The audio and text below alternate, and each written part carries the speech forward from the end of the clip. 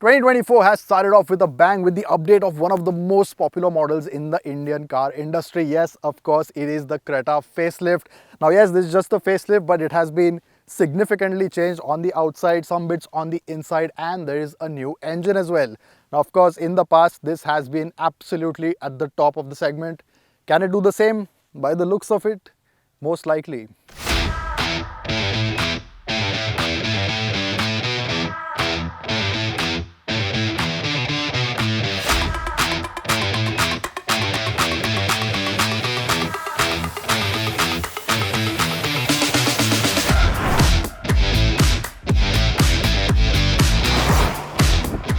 With the facelift, Hyundai has given the Creta a look that will be appealing to a wider audience. Up front, there's an angular theme with block-like elements for the LED DRLs and also the grille. The DRLs up top also get sequential turn indicators and are connected at the front, something you also see on the new Verna. Low down, the multi-beam LED headlamps are a bit more squarish than before, and the bumpers have been redesigned as well. The silver accent is beefed up now and gives the front a rugged look. There has been no change to the width, but the angular design results in a wide look. Over to the side, it has a lot in common with the previous version, with the broad wheel arches and a silver trim that thickens towards the C-pillar. The alloys get a slightly different design but are still 17-inch on the top spec trims, and the wheelbase and ground clearance are the same as before too. At the rear, it does resemble the Venue primarily because of the connecting LED tail lamp, and here too it gets sequential turn indicators and a refreshed bumper with 4 metal accents. On the whole, the design is a lot more palatable than the older car, which will reel in a lot more buyers.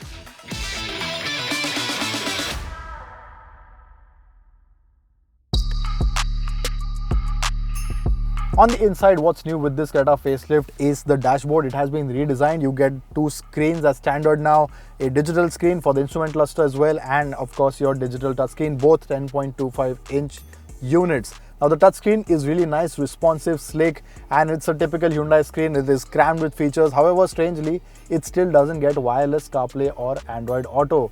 And that's a bit of a miss because cars 2 segments below have started to get this. That could have been a great addition. However, the digital cluster looks a lot more modern, and even though a lot of it was seen on the Alcazar like the customizable dials, the ADAS screens is exclusive to the Creta. Other bit low down is the plethora of buttons that you have. We always complain physical buttons are a miss nowadays. Thankfully, Hyundai has not done that. They have given actual physical buttons for all your basic controls, climate control, media, and some setups of the screen as well. You also now get dual zone climate control as part of the package, and there is a 360-degree camera as well. However, while the availability of buttons is convenient, fit finish is not up to Hyundai standards. The buttons on the panels feel wavy and not firmly set in. Further down on this turbo DCT variant, you obviously get drive modes and traction modes. So the toggle for that is right here. Then you have an electronic parking brake, ventilated seats just as before, and you get a dedicated button to switch on the 360-degree camera. The seats are also the same as before, nice and firm and quite supportive as well. However, the piping, if you see, is slightly different. It's in that bronze copper color that you also see on the inserts around the screen. Then you have the steering wheel, again a typical Hyundai steering wheel, all your controls for the media or to the left, and on the right you have the ADAS controls because the Creta facelift now gets level 2 ADAS as well. The level 2 ADAS system gets radars at the front and rear along with a front-facing camera for pedestrian detection and even cyclists and junctions. Apart from that, there's also adaptive cruise control, lane keep assist, a smart cruise control with stop and go, which is a big help in traffic, blind spot monitoring, rear cross traffic alerts, and collision warning with automatic braking, which brings the car to a complete halt.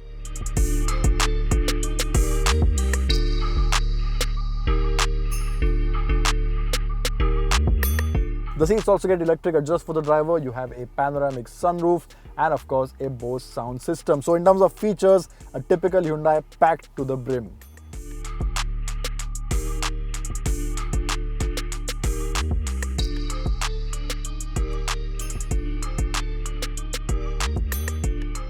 In the rear seat, space remains unchanged, so good headroom and legroom and enough space for 3 adults. You now also get 2 Type-C ports along with sunblinds and neck pillows, but it still misses an adjustable headrest for the middle passenger. So an interior that has been modernized and as always gets everything and more. But what about the new engine?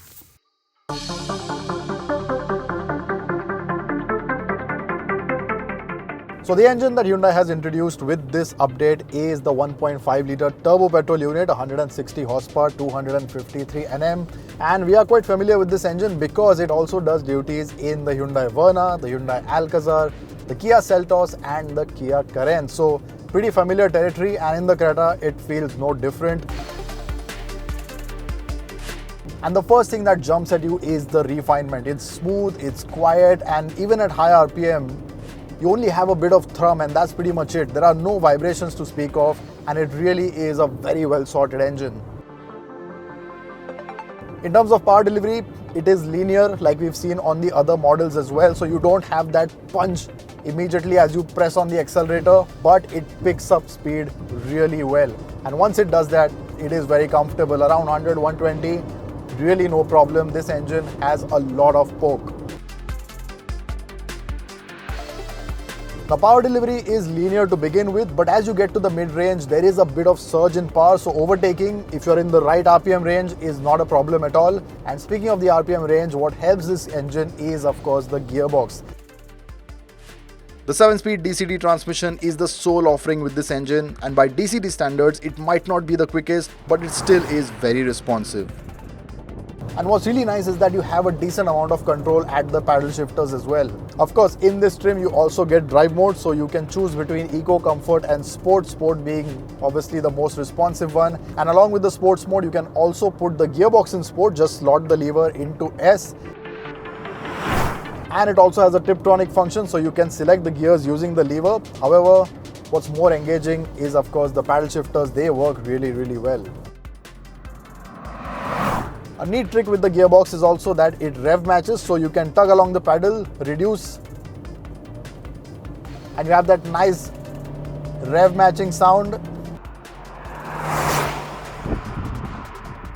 From those who don't have much use of all that power from the turbo petrol engine, there is a diesel on offer as well.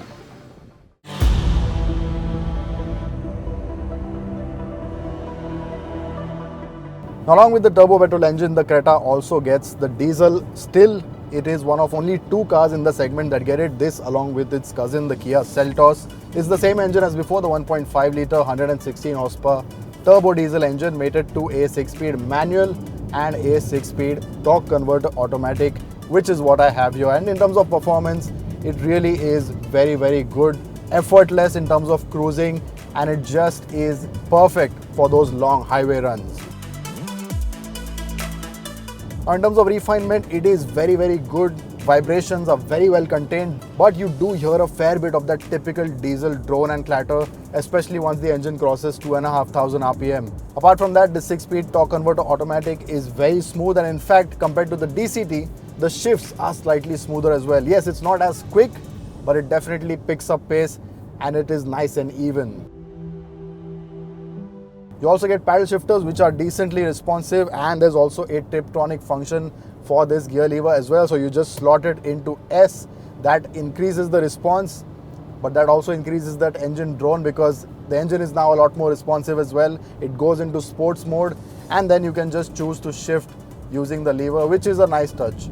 Now, like on the petrol, this also gets drive modes and terrain modes. Those are reserved only for the automatics. You do not get them on the manual version. And in terms of functionality, they do the job well. In Eco, the engine is relaxed, the steering is light and the gearbox is sedate, while Normal offers a good balance and Sport offers the most response and heft in the steering. However, for those who want that control of a manual gearbox, there is an option too.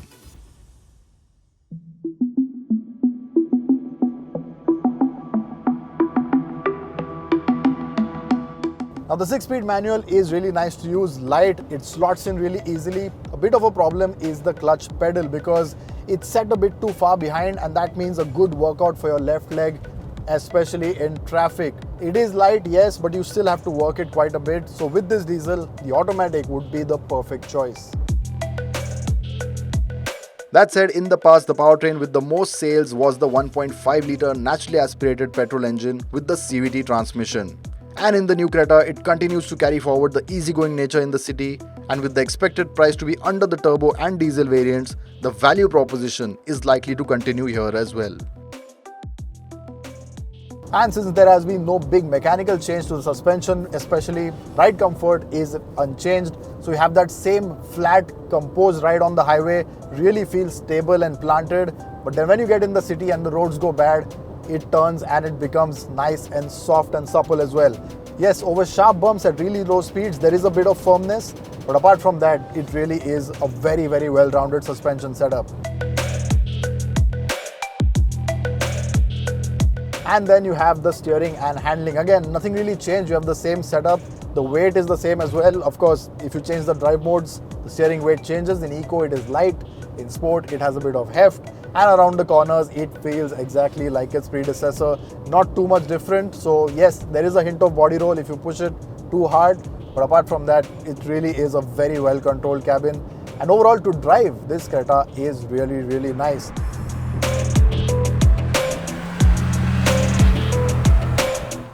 And here are the prices for the all-new Creta.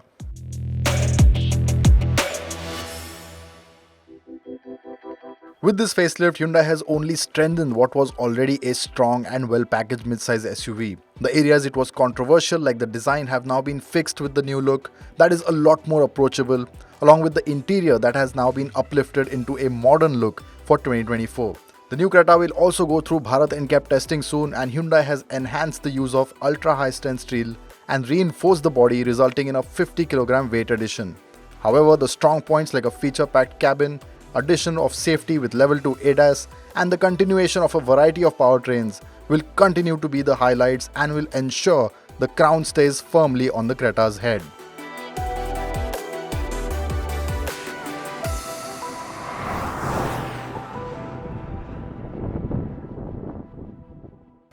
आप देख सकते हैं दो बंदों को, ये दो बंदे मस्ती कर रहे हैं। मस्ती क्या कर रहे हैं यार? बॉस मैं रिव्यू कर रहा हूँ। पापी पेट के लिए क्या क्या करना पड़ता है? हम गाड़ी दी है हमारी आपको, वीडियो टीम, हमारा बस वीडियो टीम को सपोर्ट करना है काम। Thank you so much.